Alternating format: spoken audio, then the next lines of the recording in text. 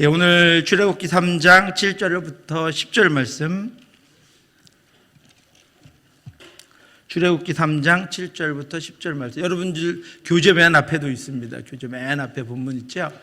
출애굽기 3장 7절부터 10절까지 같이 한번 봉독하도록 하겠습니다.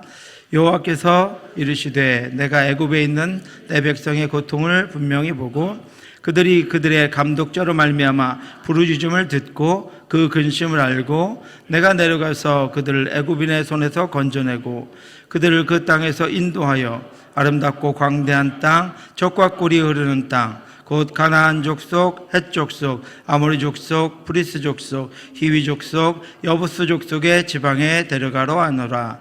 이제 가라. 이스라엘 자손의 부르짖음이 내게 달하고 애굽 사람이 그들을 괴롭히는 학대도 내가 보았으니 이제 내가 너를 바로에게 보내어 너에게 내 백성 이스라엘 자손을 애굽에서 인도하여 내게 하리라. 아멘. 출석 부를까요? 출석. 출석 체크만 하고 없나요? 다 있나요? 네.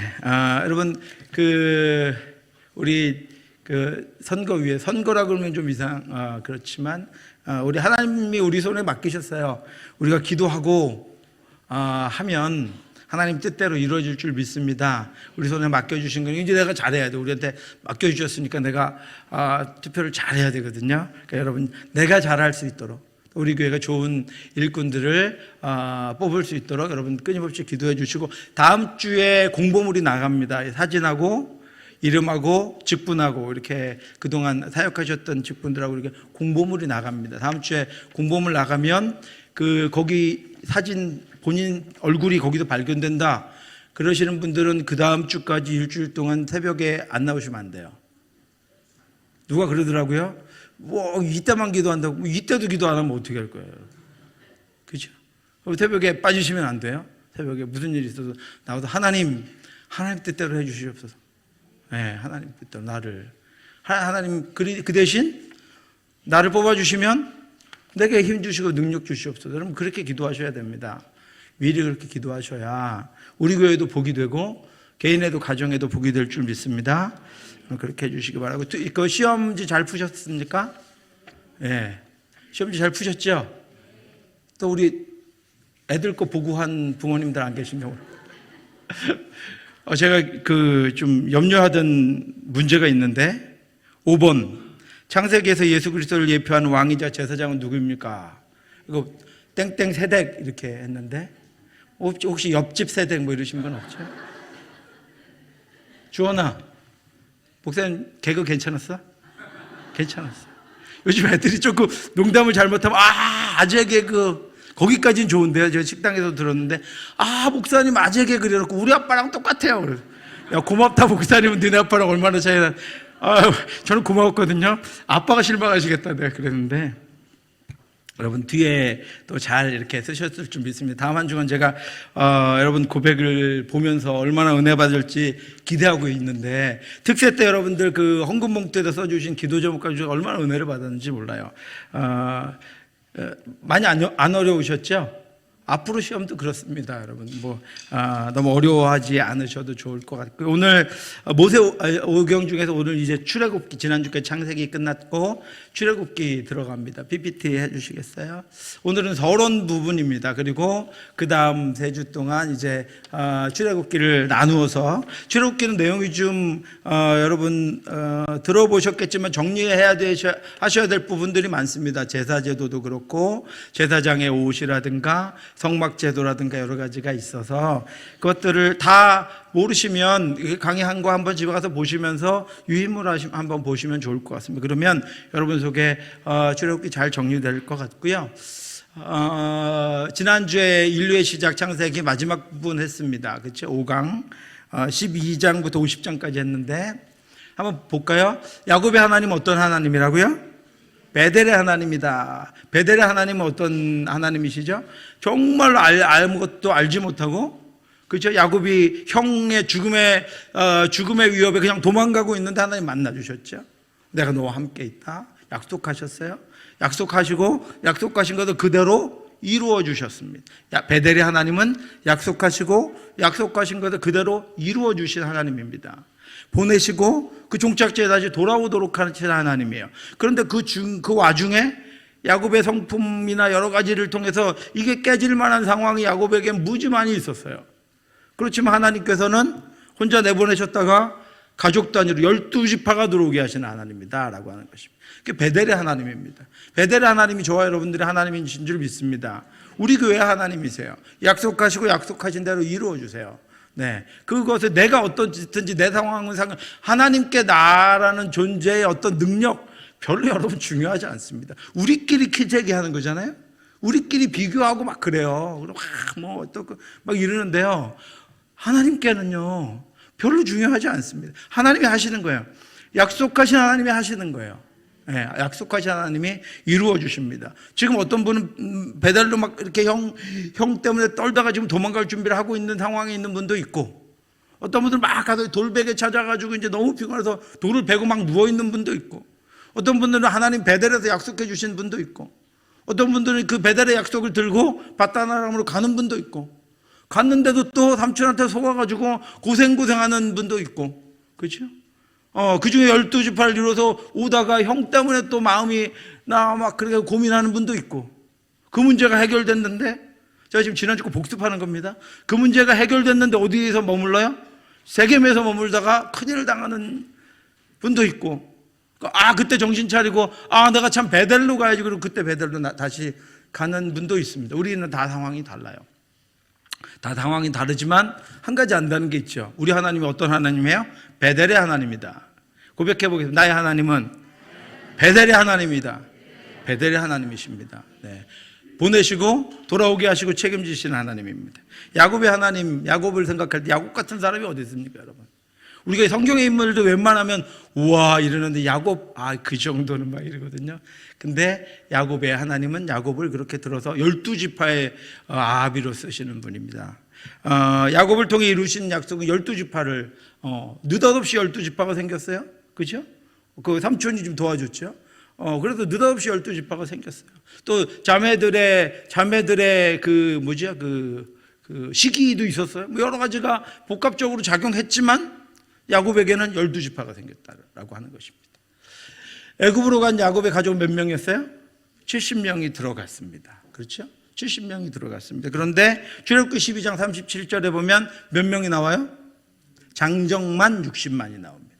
그렇죠? 장정만 60만. 430년 동안에 장정만 60만이 나옵니다. 70명이 들어갔는데, 그러니까 거기 유아들 빼고 여인들 빼놨다니까 우리 성경학자들은 200만 정도가 된다 그랬습니다. 그래서 출애굽기 12장 41절에 뭐라고 하냐면 여호와의 군대가 나온다.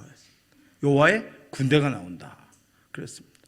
그러니까 하나님께서는 그 애굽을 인큐베이터로 쓰신 거예요. 아직 막 어떻게 자기 몸도 못 가서 죽을지 살지 모르는 그 야곱의 가족을 누셔가지고 어떻게 하셨어요? 거기서 하나님의 군대 장정만 60만이 나오도록, 민족이 나오도록 하나님께서 만드셨다라고 하는 것입니다.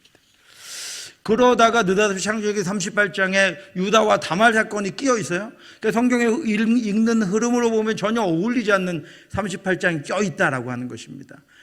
그러니까 더 의미가 있어요.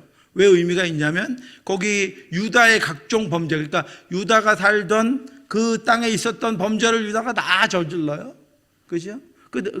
읽기도 더럽게 보이는 것 같은 이 일들이 저질러져요. 그리고 유다는 더더군다나 야곱의 자손이잖아요. 그러니까 그 대를 이어갈 지파 중에 한 우두머리가 그런 짓을 해요. 그런데 그걸 누가 그 약속을 이루어가도록 하죠? 다말이라고 하는 이방 여인이요. 그 약속을 붙잡고 유다에게 그 약속을 붙잡고 유다에게 갑니다. 유다와 함께 합니다. 그래서 거기서 다윗이 나오고, 거기서 베레스가 나오고, 이새가 나오고, 다윗이 나오고, 그 다음에 거기서 누가 나와요? 예수님이 나온다라고 하는 것이죠.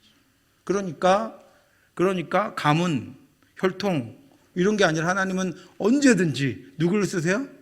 하나님의 말씀을 붙잡는 자, 하나님의 약속을 붙잡는 사람들을 통해서 하나님의 뜻을 이루어 가신다라고 하는 것입니다.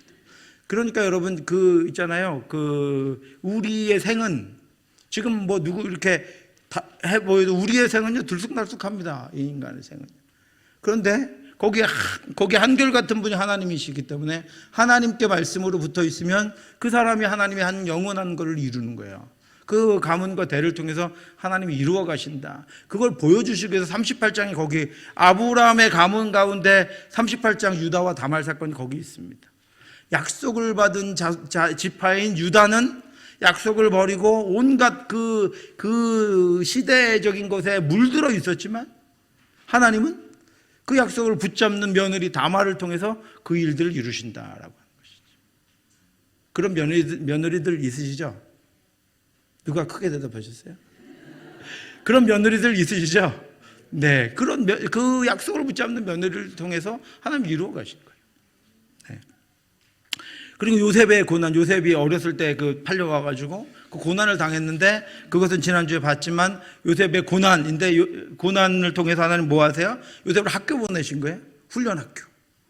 왜냐하면 뭐가 되어야 되죠? 이제는요 요셉 때를 통해서 어떻게 돼야 돼요? 이스라엘 백성이 더 이상 가문으로 못 머물러요.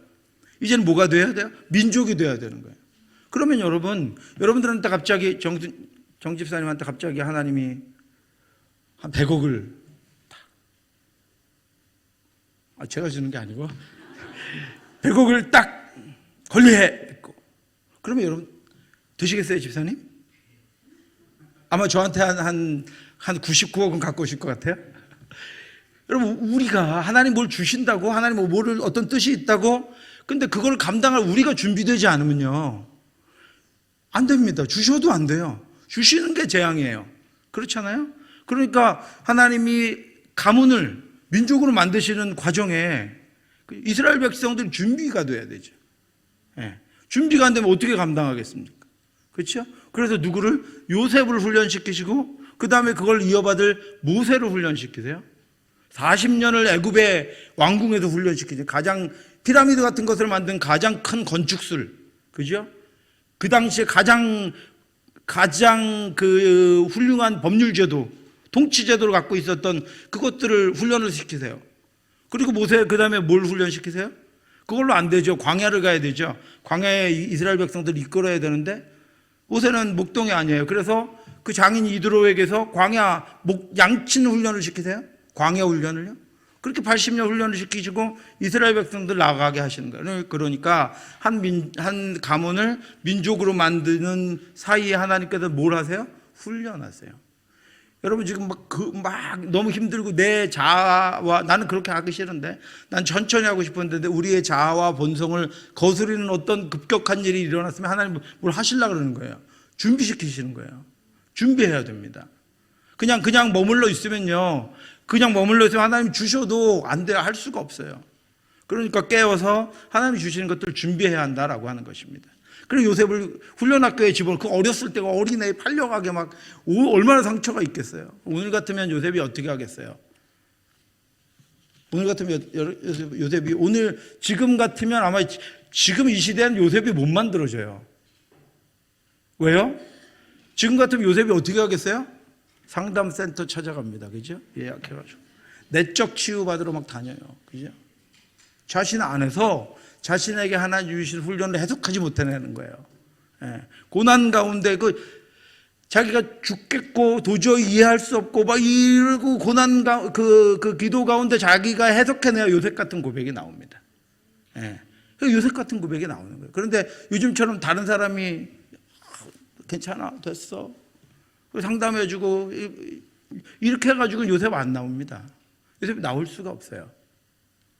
그래서 하나님께서 그 일들을 해 가시는 것이 지난주에 그래서 끝에 좀 하다가 말아서 오늘은 뒤에 부분에 좀 여유가 있어서 제가 말씀드립니다. 지난주에 못했던 부분인데요. 아들을 축복하는 야곱의 모습이 나옵니다. 굉장히 우리에게는 중요한 장면입니다. 47장에 보시면 야곱이요. 그 12아들을 축복해요. 그죠? 12아들을 축복합니다. 12아들을 축복하는 장면이 나오는데 여러분 부모에게는 축복권이 있어요. 창세기를 통해서 하나님께서 성경을 통해서 꾸준히 말씀하시는 게 부모의 축복권이에요. 근데 여러분들 그걸 사용하셔야 돼요. 부모의 축복권이 있어요. 하나님 그 부모가 축복한 대로 자녀들이 돼요. 예. 부모가 영적으로 깨어있고 말씀대로 살아가면 부모가 축복한 대로 그 자녀들이 됩니다. 예. 그래서 부모에게는 축복권이 제가 전에도 말씀드렸지만 하나님은 축복하시는 분이 아니죠. 축복은 복을 비는 거잖아요. 축복은 그러니까 우리가 하는 겁니다. 우리가 복을 비는 거예요, 하나님께. 그리고 하나님께서는 축복해 주시는 분이 아니라 복을 주시는 분이죠. 하나님은 복의 수요자입니다. 하나님 복 주시는 분이고 하나님께 복을 비는 건 우리가 하는 거예요. 우리 자녀들에 대해서 우리에게는 복을 빌 권한을 하나님께서 주셨어요. 그러니까 여러분 자녀들의 복을 비셔야 돼요. 창세기 48장 15절 16절 잠깐 찾아보겠습니다. 너무 중요해서 제가 오늘 같이 한번 묵상해 보겠습니다. 창세기 48장 15절 16절입니다. 구약성경 77페이지입니다. 48장 15절 16절 앞에도 띄워져 있는데 우리 같이 한번 읽겠습니다. 그가 요셉을 위하여 축복하여 이르되 내 조부 아브라함과 아버지 이삭이 섬기던 하나님, 나의 출생으로부터 지금까지 나를 기르신 하나님, 나를 모든 환난에서 건지신 여호와의 사자께서 이 아이들에게 복을 주시오며 이들로 내 이름과 내 조상 아브라함과 이삭의 이름으로 칭하게 하시오며 이들이 세상에서 번식되게 하시기를 원하나이다. 아멘. 요셉에게요, 야곱이 축복하는데 뭐라고 축복하냐면 하나님이 길러주신 하나님이 모든 환난에서 건져주신 하나님이요 복을 주시는데 이 아이들에게 복을 주시고 내 조상 아브라함과 이삭의 이름으로 칭하게 하시고 세 번째 번식되게 하시기를. 그러니까 여러분 복을 주시고 이름을 창대하게 하시고 번식되게 하라는 게 누구의 명령이었어요? 하나님의 명령이고 하나님의 약속이었어요. 그러니까 야곱이 요셉에게 무엇이 이루어지기를 기도하는 거예요? 하나님의 약속이 이루어지기를 기도하는 거예요. 야, 어디 내가 죽으면 내 통장 어디 서랍 어디 가면 내 통장이 있는데 비밀번호가 1, 2, 4, 5야. 이런 거 안 한단 말이죠. 그런 거 안 해요. 부모의 축복권은 뭐냐면 이 아이를 고스란히 누구에게 맡기는 거예요? 하나님의 약속에 맡기는 거예요. 여러분 돈 듭니까? 돈 안 들죠? 여러분의 자녀를 부지런히 하나님의 약속에 맡기세요. 하나님의 약속에 야곱이 요셉을 하나님의 약속에 맡겨요. 하나님이 복을 주시고 하나님의 자녀 복 주신 이들의 이름으로 칭하게 되게 하시고 번식되게 하시기를 원합니다. 그런 권한을 가지고 야곱이 자기가 뭘 하겠다는 기도 아니에요. 자기에게 뭘 달라는 기도 아니에요. 이 아이들을 하나님 책임져 달라는 약속. 하나님이 얼마나 기뻐하시겠습니까? 하나님이 얼마나 그 하나님의 뜻대로 기도하는 이 부모들을 기뻐하시겠습니까? 그럼 자녀들을 하나님께 맡기시기 바랍니다. 네, 기도를 하나님께 맡기시기 바랍니다. 우리가 못 키웁니다. 여러분 조금 잘하면은요 할 수 없어요. 그렇게 우리 뜻대로 되지도 않고요, 될 수도 없고, 네, 우리 속만 썩어요. 부모 속만 썩죠. 네, 자녀들을 하나님께 맡길 때 하나님이 인도해 주십니다. 그래서 그 축복을 야곱이 해요. 그 축복을 야곱이 합니다. 그리고 야곱이 죽으면서 뭐라고 하냐면 막벨라굴의 장사지네에게 나를 장사 지내달라라고 하면 지금 어디 있죠? 지금 어디가 있죠? 애굽에 가 있습니다. 애굽에. 그런데 유언을 하는 거예요. 죽을 때 내가 죽으면 막벨라굴에 나를 장사 지내달라 이렇게 합니다. 자, 퀴즈입니다. 자, 첫 번째 퀴즈. 평강한 목사님 잘 보고 있다 손 들어. 첫 번째 퀴즈. 막벨라굴이 어디 있죠? 선송이? 바다나람에 아닌데? 너 그거 하나만 틀리냐? 평강이? 가나안인데 그 너무 넓은데? 지역 이름 해자가 들어갑니다. 누구요? 나 집사님? 헤브론. 네, 나오세요. 네. 10,000원짜리 상품권 헤브론. 그렇죠?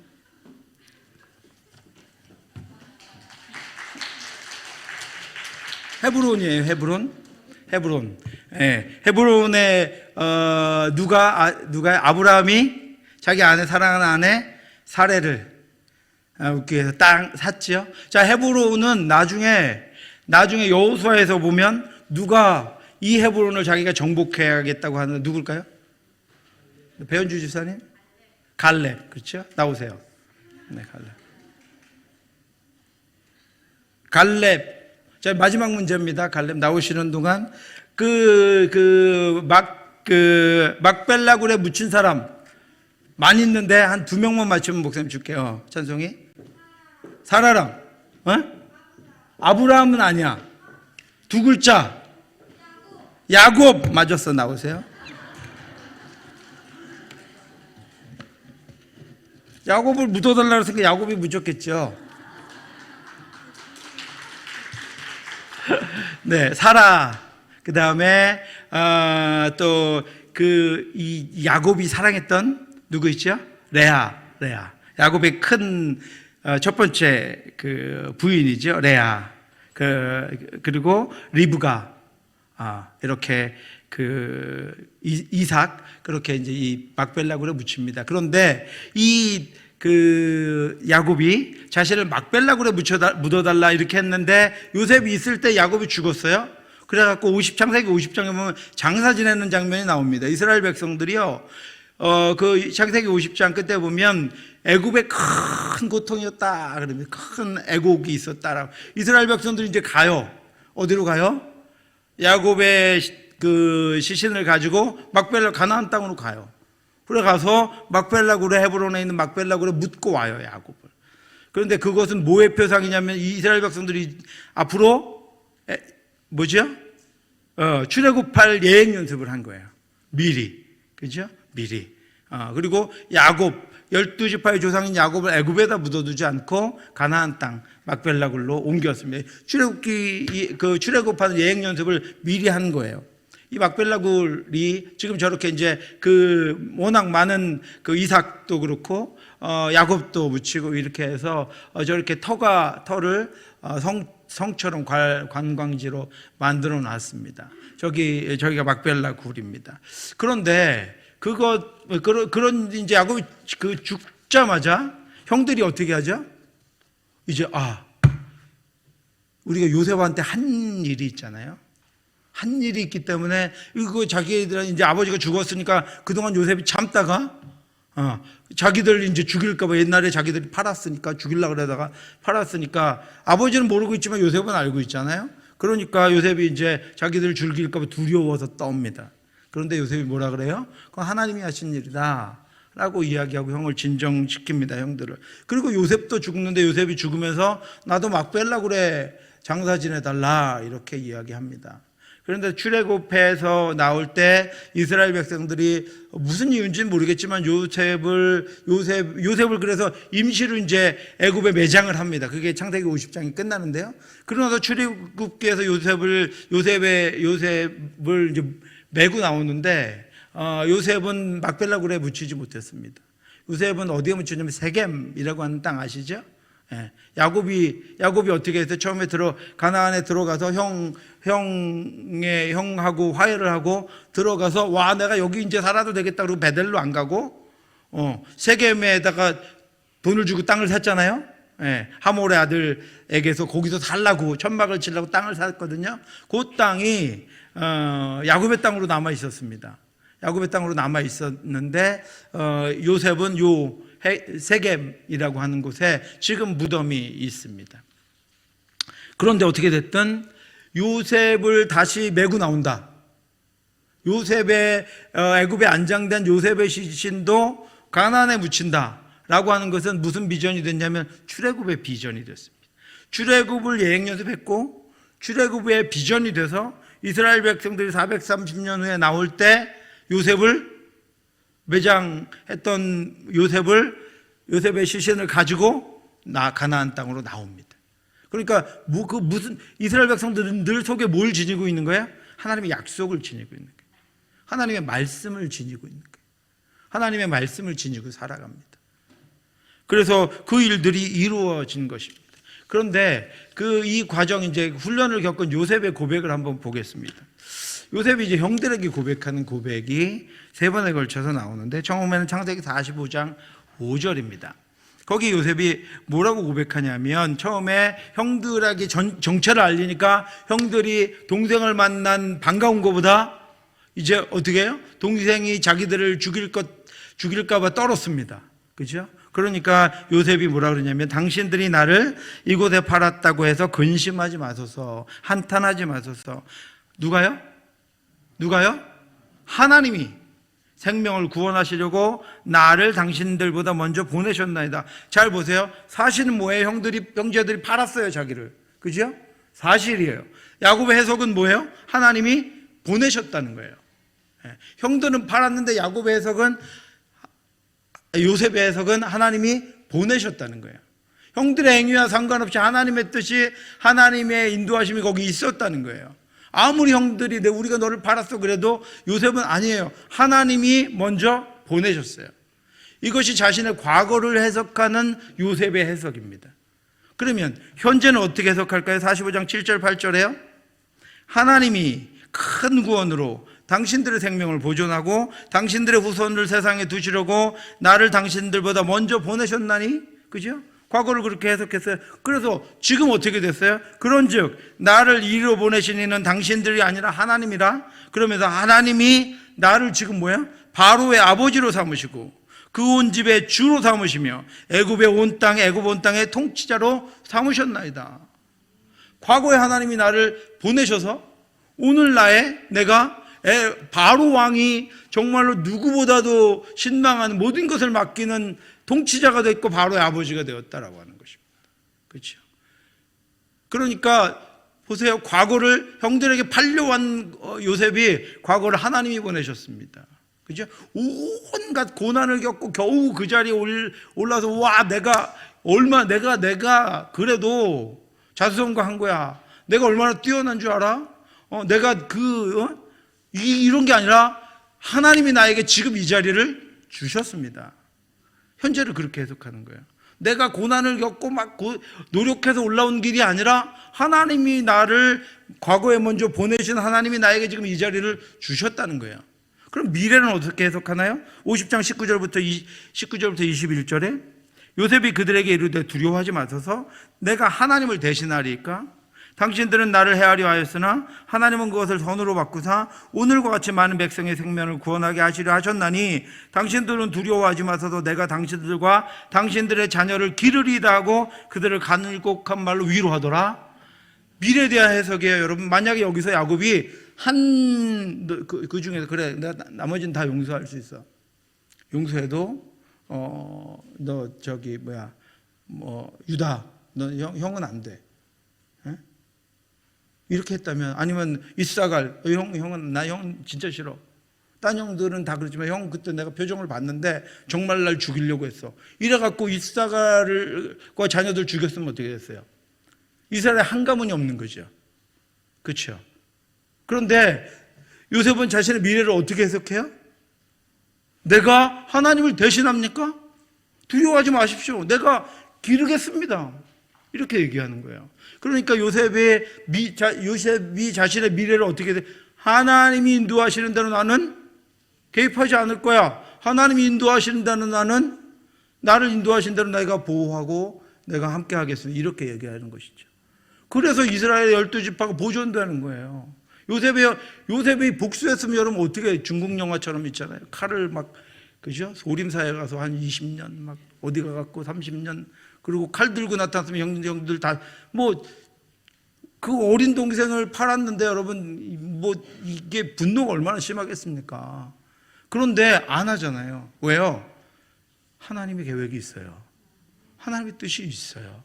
그것을 받아들이는 거예요. 자기 속에서 자신을 인도하시는 과정을 보고, 이제 하나님이 인도하시는 거지, 내가 내 힘과 내 복수심으로 하는 건 아니지.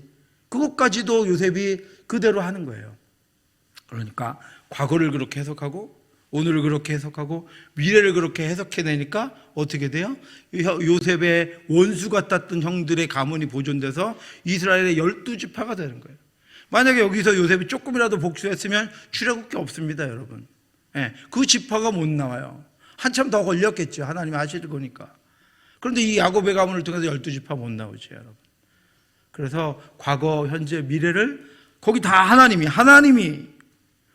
이 생명을 구원하시려고, 하나님이 큰 구원으로, 하나님은 그것을 손으로 바꾸사 이러잖아요, 여러분.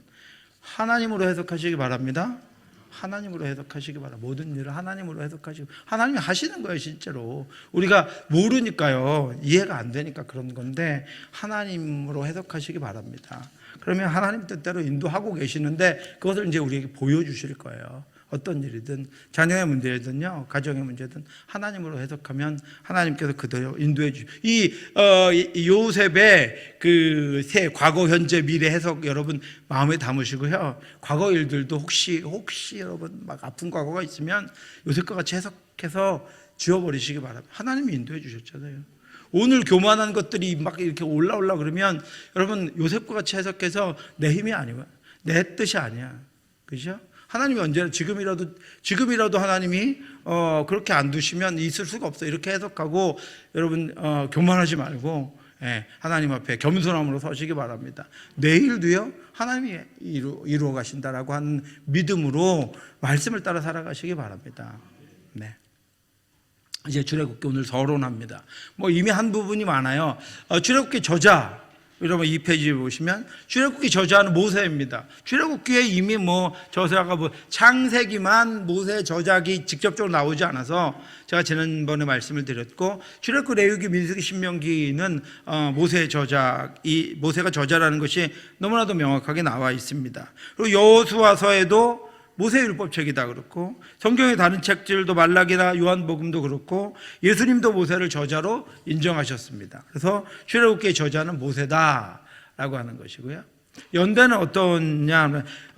출애굽기에 다루는 연대는 야곱이 애굽으로 내려갈 때부터 시작됩니다. 왜냐하면 출애굽기 1장에 보면 주대곱하는 걸로 시작을 안 하고요. 출애굽기 1장에 보면 야곱이 애굽으로 내려간 때의 그 이름들을 기록하고 있습니다. 출애굽기의 연대를 정확하게 따지면 1장 1절부터 연대를 7절까지 연대를 따지면 야곱이 애굽으로 내려간 때부터, 그 다음에 이스라엘 백성도 출애굽기는 시내산까지죠. 시내산에 머문 기간까지 출애굽기 연대입니다. 출애굽하면서 성막을 세운 때까지 마지막 장까지 출애굽기 연대고요. 기록은 언제 했느냐? 모세가 이스라엘 백성들을 광야로 다 데리고 가서 마지막 모압 평지에서 머물면서 출애굽기뿐 아니라 창세기, 출애굽기, 레위기, 민수기, 신명기를 그때 기록했을 것이다라고 추정하고 있습니다. 장소는 1장부터 12장까지는 애굽, 그렇죠? 13장부터 18장까지는 이제 광야를 가죠. 그 다음에 19장부터 40장까지는 시내산에서 하나님 말씀을 주시고 성막 제도를 주시고 그 다음에 제사 제도를 주신 것이 기록되어 있습니다. 그러니까 애굽, 광야, 시내산 이렇게 보여주고 있습니다. 지도를 잠깐 보실까요? 여러분들 지도에는 없는데요. 거기 여러분들 좀 보시라고 빨간 표시로 해놓은 게 오늘날의 지명입니다. 오늘날의 지명인데요.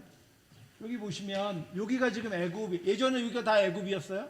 그리고 이쪽에 요만큼 이제 내려와서 구스, 우리 성경의 구스라고 하는 에티오피아가 여기 이제 아프리카가 시작되고 여기까지가 다 애굽이었습니다. 여기가 지금 시나이 반도고요. 여기가 지금 이스라엘입니다. 이스라엘이고 이쪽이 지금 그 이스라엘의 사해 또 요단강 동쪽 지역이죠. 동쪽 지역이고 요 위쪽이 여기가 아까 찬송이가 처음에 얘기했다 들렸던 바다나람 아수르 땅이었고요. 여기가 지금 그 바벨론 땅이죠. 메소포타미아강 하류 쪽이고 이쪽이 지금 이란입니다. 그리고 이 부분이 우리 성경에는 잘 안 나타나죠. 여기가 지금 그 이스라엘의 아래쪽 동쪽 아래쪽 여기가 지금은 사우디아라비아입니다. 사우디아라비아. 그다음에 여기 예멘, 오만 이렇게 있는 사우디아라비아입니다. 제가 이걸 왜 이제 보여드리냐면 출애굽 경로를 말씀드리려고 보여드리는데 이스라엘 백성들이 여기서 나왔어요. 여기서 나와서 여기로 가는 거예요. 여기서 나와서 여기로 이렇게 갑니다. 이렇게 가는 중에 여기가 지금 다 홍해거든요. 다 홍해입니다. 우리가 알고 있는 홍해는 이스라엘 백성들이 여기서 나와서 여기를 가는 거예요. 요 끝에. 요 시나이 반도를 이렇게 돌아가기 위해서 요 끝에 이렇게 걷는 것을 홍해를 건넜다. 그러니까 홍해의 큰 바다가 아니고 요 끝바다를 걷는 것을 홍해를 건넜다라고 우리가 지금 이야기하고 있습니다. 아까 그 부분만 확대해 보시면, 지난번에 그 출애굽기를 제가 강의할 때도 몇 번 말씀드렸습니다. 이제 여러분 여러 가지 책이나 뭐 기사를 보시다 보면 그 이스라엘 백성들의 출애굽 경로, 특별히 시내산이 어디 있는가 하는 것들이 이제 의문을 가지고 연구하는 사람들이 많이 있어요. 그래서 하여튼 역사적으로 여태까지 최근까지 시내산은 이 시나이 반도 끝에 여기가 시내산이다. 여러분들 이제 성지순례라는 것을 가시면 여기를 데리고 갑니다. 여기를. 그런데 이 시나이 반도의 요 가운데는요, 사람이 지금도 못 살아요. 사람이 살 수 없는 지역이에요. 요 가운데 지역은. 그러니까 여기 시내산이라고 해서 여기를 데리고 가서 여기를 시내산이라고 보고 요 경로를 따라서 이렇게. 그래서 우리가 지금 알고 있는 또 대부분의 사람들이 대부분 거의 다죠. 출애굽 경로라고 하는 것이 여기 이 초록색입니다. 여기 고센의 람세에서 출발해서 숫곳으로 가서 여기서 이렇게 해서 이렇게 해서 여기 시내산을 이렇게 건너서 이렇게 시나이 반도 아래쪽을 갔다가 여기 홍해를 건너서, 시내산이 아니라 홍해를 건너서 여기 시내산에 있다가 이렇게 올라가서 여기 가데스바네아에서 정차를 이렇게 올라가죠. 이렇게 정차를 갔다가 불신앙을 고백을 해가지고 여기서 이렇게 돌아 들어갑니다. 그것이 이제 우리가 알고 있는 출애굽 경로입니다. 그런데 어떤 주장들이 있냐면, 빨간색 먼저 보시면 여기서 이렇게 나와서 홍해를 여기를 건넜다고 하는 거예요. 이스라엘 백성들이 홍해라고 하지만 요 지중해를 건넜다. 이렇게 건너서 이렇게 간 것이 출애굽 경로다라고 말하는 사람 주장이 있고요.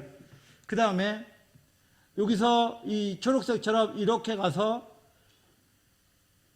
여기를 이렇게 건넜다. 이 홍해, 동쪽 홍해잖아요.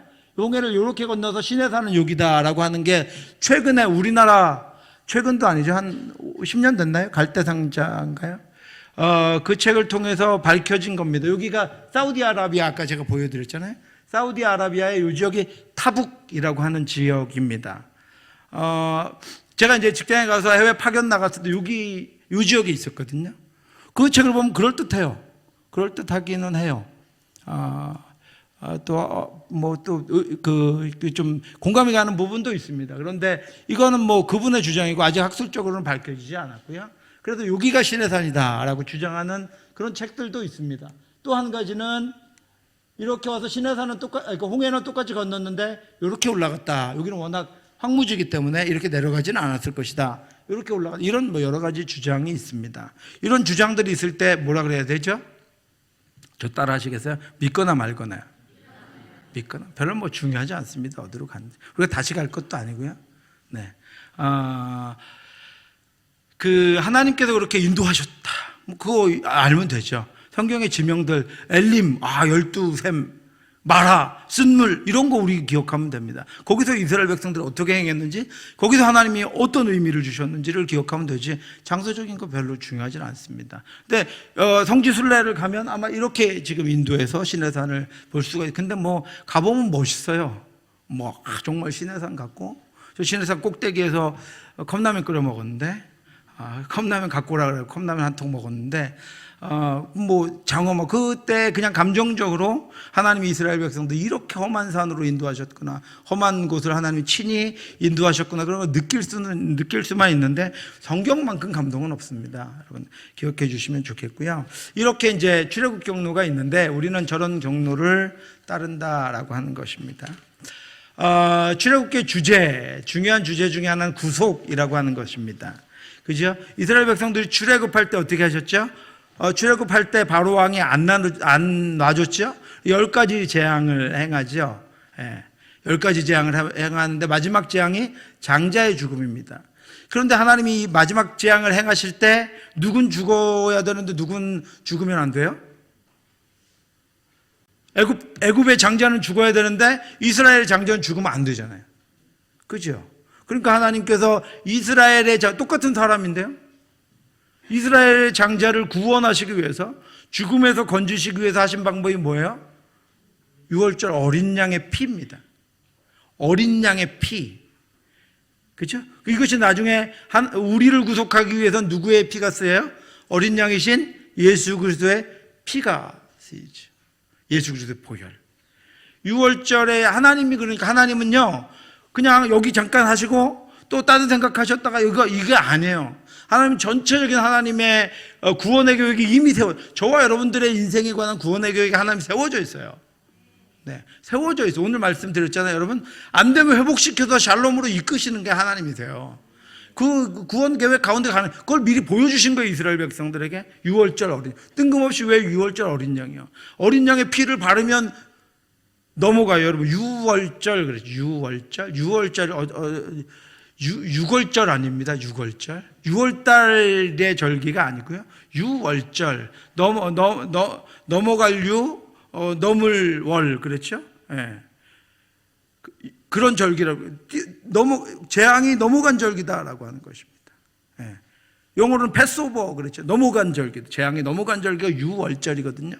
그러니까 이스라엘 백성들의 그 재앙이 그냥 재앙입니까? 어떤 재앙이에요? 장자가 죽는 재앙이에요. 가문이 끊어지는 재앙이에요. 그거를 넘어가게 하셨어요. 뭘로요? 어린 양의 피로. 저와 여러분들이 영원히 죽을 멸망에서 영원한 생명으로 넘어왔어요. 뭘로요? 어린 양의 피로. 네, 그 구속의 은혜를 예표한 게 출애굽기의 6월절 사건입니다. 또 하나님께서 출애굽 사건을 출애굽을 하셨죠. 이스라엘 백성들을 출애굽시키셨어요. 그리고선 수많은 과정들을 겪게 하십니다. 출애굽기를 하면서 지명들을 통해서 보겠지만 그때마다 하나님께서 가르쳐 주시는 것들이 있죠. 마라에서, 엘림에서, 신광야에서, 또 시내산에서 하나님이 보여주시는 것들이 있단 말이에요. 구름기둥과 불기둥. 이런 것들이 다 오늘 우리를 하나님이 어떻게 인도하시는가 하는 것들을 알려주시는 거예요. 예. 하나님이 저와 여러분들 어떻게 지금 데리고 가고 있는가 이런 거 알려주시는. 그런데 그 당시에 이스라엘 백성들이 알았습니까? 몰랐어요. 오늘 우리도 몰라요. 그런데 성경을 읽으면서 하늘의 만나로 인도하셨구나. 그걸 우리가 아는 거예요. 그것을 알려주기 위해서 하나님께서 교보제로 사용하신 거예요. 예. 그래서 출애굽 과정을 통해서 하나님께서 어떻게 하신다고요? 구원하신다고요. 하나님께서 구원하신다고요. 이따 이 말씀을 통해서 같이 한번 보겠지만 하나님께서 구원하신다고요. 하나님 다 보고 계시고 듣고 계시고 알고 계시고 느끼고 계시고 그래서 내려오셔서 우리에게 사람을 모세를 보낸 것처럼 우리에게 아들을 보내서 구원하신 하나님의 구원을 이 출애굽이 사건이 우리에게 보여주고 있다라고 하는 것입니다. 수많은 선지자들이 이 출애굽 사건을 구원의 사건으로 해석해서 성경에 기록해 놓았습니다. 그 다음에 또 하나가 이제 언약이에요. 출애굽 하셨는데 그리고 가나안에 들어가요. 그동안 뭘로 살았어요? 그동안 애굽에서 뭘로 살았어요? 종으로 살아요. 선물 없다고 여러분 대답 안 하십니까? 종으로 살았어요. 종이 자기 삶을 살아요? 시킨 대로 살아요. 가나안에 가면 이제 어떻게 살아야 돼요? 자기 삶을 살아야 돼요. 자유가 있지만 여러분 책임도 따르는 삶을 살아야 돼요. 종은요 책임이 없어요. 자유도 없지만. 근데 가나안에 가면 그렇게 살면 안 돼요. 책임 있게 살아야 돼요. 그렇죠? 그러니까 어떻게 해야 돼요? 그 과정 가운데 하나님이 훈련시켜야 되죠. 무엇을요? 진정한 하나님, 인도하시는 하나님을 붙잡고 살아가는 훈련시켜야 되거든요. 그 광야 훈련을 시키시는데 시내산에서 그래서 성막을 주십니다. 성막을 그리고 모세가 또 저 애굽에서 배운 게 있어가지고요. 성막을 듣기만 했는데 그 당시에 무슨 뭐죠? 도면을 주신 것도 아니고 3D모를 주신 것도 아닌데 그 말씀을 듣고 모세가 성막을 지어요. 네. 성막을 짓는데 이 성막은 뭐를 나타내는 겁니까? 하나님의 임재요. 이스라엘 백성들이 구원받아서 길을 가는 동안 하나님이 임재하시겠다. 너희들 속에 임재하시겠다는 거예요. 네, 너희들 속에 임재하시겠다. 그러니까 하나님 믿고 내가 그냥 가는 게 아니라는 거죠. 하나님 믿고 내가 그냥 가는 게 아니에요. 우리 속에 하나님이 임재하고 계신다는 것을 성막을 통해 보여주십니다. 또 제사장 제도는 뭐예요? 제사장 제도는 우리가 연약해서 죄를 지을 수 있고 하셨지만 죄를 지을 수 있고 연약해서 하나님을 떠날 수도 있고 말씀을 분별하지 못할 수도 있고 온전치 못할 수도 있어요. 그런데 제사 제도를 통해서 어떻게 하는 거예요? 죄를 씻을 기회를 우리에게 주시는 거예요. 그죠? 우리의 죄를 씻고 다시 하나님 앞에 깨끗한 채로 나갈 수 있도록 하나님께서 인도해 주신다라고 하는 것을 알려주시는 거예요. 네. 그 제사장이 누가 되셨어요? 예수님이 우리의 제사장 되셨잖아요. 네. 그 다음에 율법은 뭐죠? 날마다 또 계속 지속적으로 내가 살아갈 뿐 아니라 자녀들을 가르칠 하나님의 말씀을 주신 거예요. 그죠? 네. 그래서 오늘도 우리가 그렇게 살아가기를 하나님 원하시기 때문에 이때 율법주에도 말씀을 지켜야 될 말씀을 주죠. 우리는 뭐 그렇게 안 하면 대충 얘기하면 대충 안 지키잖아요. 그죠? 정확하게 얘기하면 어떻게 하죠? 정확하게 지키나요? 정확하게 얘기하셔도 대충 안 지키고 대충 얘기해서도 대충 안 지키죠. 그래서 하나님께서 율법을 주신 거예요. 네. 지키라고요. 지키라고. 하나님, 그래야 하나님을 따라갈 수 있도록 하나님께서 인도해 주시는 거예요. 그리고 희생제사 제도를 주셨어요. 그래서 늘 보게 하셨어요. 뭐요? 너 대신 누군가가 희생이 돼야 네가 죄사함을 받을 수 있어. 너 대신 그 희생제물이 너를 살린 거야. 그러니까 어떻게 하라고? 다시는 죄 짓지 말라고요. 다시는 더 이상 희생 제물이 있도록 하지 말라고요.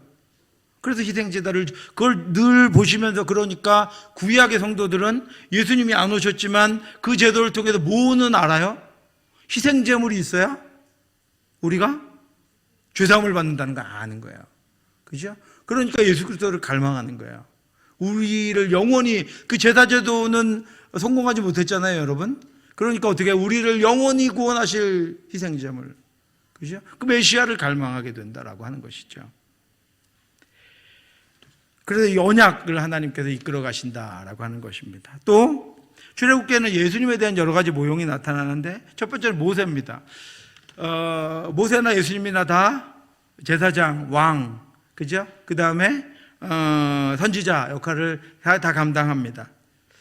나중에 이제 예수님의 삼중직에 대해서 말씀드릴 때 요 세 개의 직분, 제사장, 왕, 그 다음에 선지자는 우리를 이끄시기 위해서 하나님이 주신 그 직분인데, 예수님이 이 세 가지를 한꺼번에 담당하셨고 모세도 이 일을 한꺼번에 담당했습니다. 또 예수님과 모세는 어릴 때 죽을 위험을 겪었죠.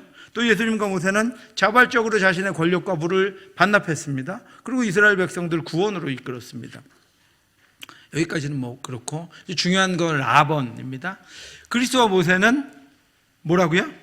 구원자다. 네.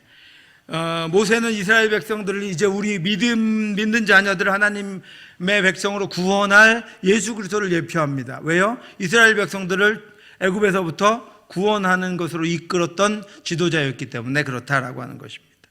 또 예수님과 모세는 법의 수여자다. 모세는 시내산에서 율법을 받아서 그 백성들에게 수여해 줬고, 예수 그리스도 하나님의 말씀, 너희가 서로 사랑하라 라고 하는 말씀을 우리들에게 들려주셨습니다. 그렇죠? 세 계명을 우리에게 주셨습니다. 그리고 그리스도와 모세는 중보자다. 그렇죠? 수많은 죄악들 때문에 모세가 하나님 앞에 중보했던 것처럼 예수님은 지금도 우리를 위해 중보하고 계신다라고 하는 것입니다. 아까 6월절 아까 말씀드렸죠. 히브리어로 페사흐라고 하는 것이 넘어간다라고 하는 거다. 넘어가는 절기다. 넘어간 재앙이, 장자 죽음의 재앙이 넘어간 절기다. 패스오버 영어로도 재앙이 넘어간 절기다. 아까 한문으로 넘을 유 건널 월, 그래서 넘어간 절기다. 재앙이 넘어간 절기다라고 하는 것입니다. 그래서 예수님이 6월절 어린 양으로 죽임을 당하셨어요. 그죠? 그 6월절 양으로 대신요. 예수님이 또 내가 피를 볼 때 너희를 넘어가리니 이렇게 직접 말씀하셨죠. 그 말씀이 성취됐습니다. 그리고 그래서 6월절 어린 양은 예수 그리스도를 상징한다라고 하는 것입니다. 예수님이 어린 양이 되셨습니다. 이 표를 여러분 보시면, 그래서 6월절 어린 양과 예수 그리스도는 동일해요. 같습니다. 6월절 제물은 반드시 양이나 염소여야 했다라고 하는 것이고, 예수 그리스도는 하나님의 어린 양이다라고 하는 것이죠. 고린도서 5장 7절에 그렇게 고백하고 있습니다. 드려지는 양은 흠과 점이 없어야 했는데 예수님도 흠과 점이 없으셨던 분이다. 그다음에 양이 바쳐질 때 이스라엘 백성들은 항상 최상의 상태를 유지했죠. 예수님께서 드려지실 때 예수님의 3년 반의 사역을 마치시는 그 마무리하는 시점에 예수님 하나님께 드려주셨습니다. 어린 양의 피는 생명을 얻도록 뿌려줘야 하는데 예수 그리스도의 피가 십자가에서 우리를 위해 뿌려졌습니다. 네. 그래서 6월절 어린 양은 곧 예수 그리스도다. 출애굽기에 이야기했던 6월절 어린 양. 출애굽은 세례를 상징한다 그랬습니다. 고린도전서에 이제 바울이 로마서와 고린도전서에 그렇게 의미해요. 여러분 홍해, 이스라엘 백성들이 홍해를 건넜잖아요. 같은 홍해를 건넜는데 누구는 죽고 누구는 안 죽었어요. 같은 홍해를 건넜는데요, 누구는 죽고 누구는 안 죽었어요. 같은 홍해를 건넜는데 누구는 그 물이 벽이 돼서 서고요, 누구는 그 물이 쏟아져서 죽었어요. 누가 죽었습니까? 애굽인들이 죽었어요. 이스라엘 백성들이 두려워하든 무서워하든 시키는 대로 다 하던 그 애굽인들이 죽었어요.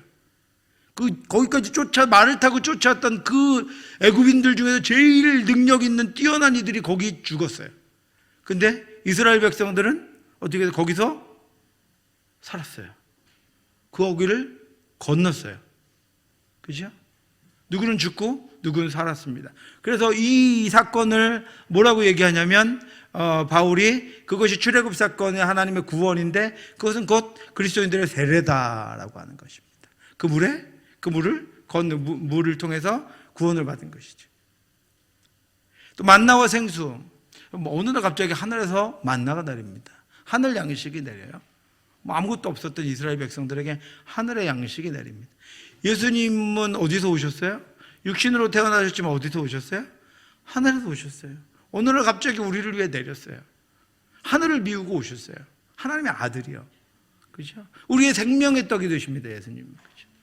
반석을 치니까 물이 나왔어요. 그 광야에서요. 광야에서 모래를 친 것도 아니고요.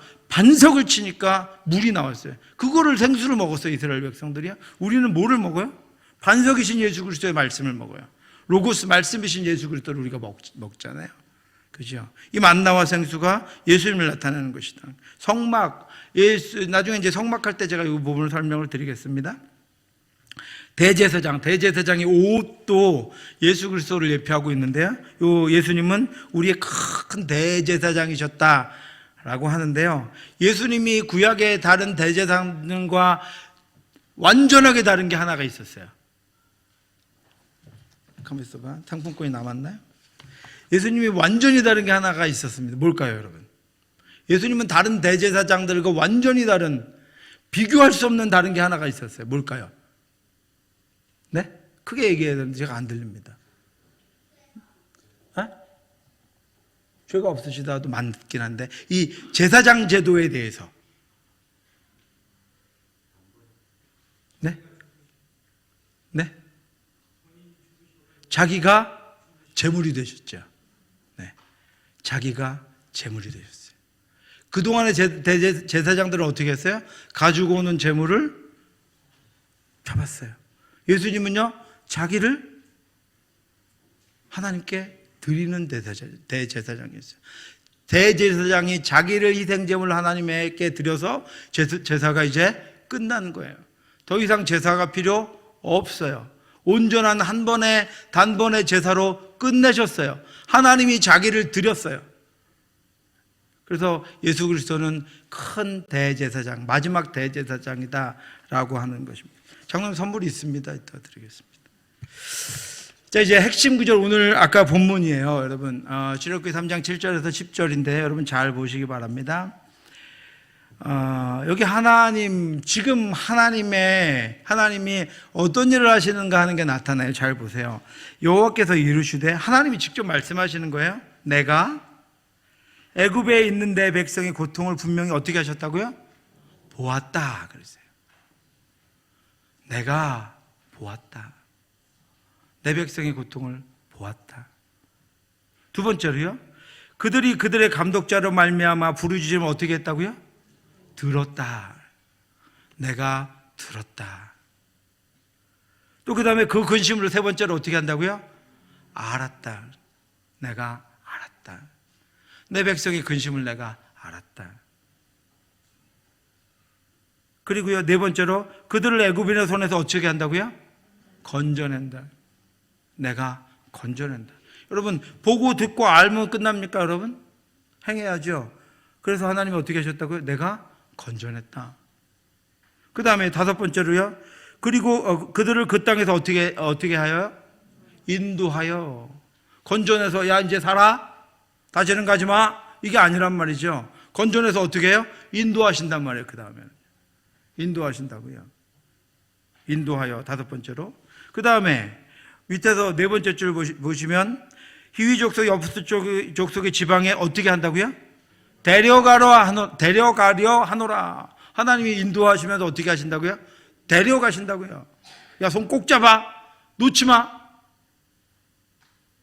이거 데려가신다고요, 우리를. 우리 치고 저기 달려가면 쫓아와서 어떻게 해요? 딱 잡아갖고 어떻게 하신다고요? 데려가신다고요. 네. 그 다음에요, 일곱 번째로 맨 마지막에 보시면 내 백성 이스라엘 자손을 애굽에서 어떻게 하신다고요? 인도하여 내게 하리라. 인도하여 내신다고. 인도하여 내신다고. 인도하여 내게 하리라는 앞에 인도하여하고는 다른데요. 하나님께서 하나님께서 모세를 세우셔서 인도해 내게 하신다라고 하는 것입니다. 네. 그를 너희의 지도자로 삼은 것은 그를 통해 너희를 인도하여 내겠다. 하나님께서 이렇게 직접 행하시겠다. 이렇게 말씀하시는데요. 그런데 그렇게 하나님이 행하시기 위해서 어떻게 하시냐면 잘 보세요. 처음부터 여호와께서 이르시되 내가 애굽에 있는 내 백성의 고통을 분명히 보고 그들이 그들의 감독자로 말미암아 부르짖음을 듣고 그 근심을 알고 그렇게 하고 나니까 하나님은 어떻게 하신다고요? 내가 내려가서. 하나님이 하늘을 비우고 내려오신대요. 누구를 위해서요? 나를 위해서요. 하나님 내려오신다고요. 내려오셔서 모세를 세우시는 거예요. 그리고 인도하여 가시는 거예요. 오늘은 완전히 내려오셨잖아요. 어떻게 해요? 성령으로 우리에게 완전히 내려오셨어요. 우리 함께 하세요. 이것이 하나님께서 우리를, 이스라엘 백성들을 이렇게 인도하셨던 것처럼 우리를 인도하시는 거예요. 그래서 뭐라고 말씀하셨냐면 19장 4절에서 6절에 내가 애굽 사람에게 어떻게 행하였음과 내가 어떻게 독수리 날개로, 다음 주 설교인데, 독수리 날개로 너희를 업어 내게로 인도하였음을 너희가 보았느니라. 아마 저와 여러분들 천국 가면요, 하나님 그러실 거예요. 딱 보고, 야, 내가 너희를 독수리 날개로 너희를 업어서 어떻게 인도했는지 네가 다 봤지? 이렇게 얘기하실 거예요. 하나님이 출애굽하는 이스라엘 백성들에게 이렇게 말씀하시는 것이거든요. 보았느니라. 그래서 너희는 내게 대하여 제사장 나라가 되고 거룩한 백성이 되리라. 네. 하나님이 인도하시니까 그렇게 되겠다라고 하는 것입니다. 네. 그 출애굽기를 기록한 목적 여러분 뭐 보시면 되고요. 기록한 산문체로 이렇게 쭉 이야기체로 쭉 사건을 기록한 채로 되어 있다가 중간에 뭐 시도 나오고 노래도 나오고 그럽니다.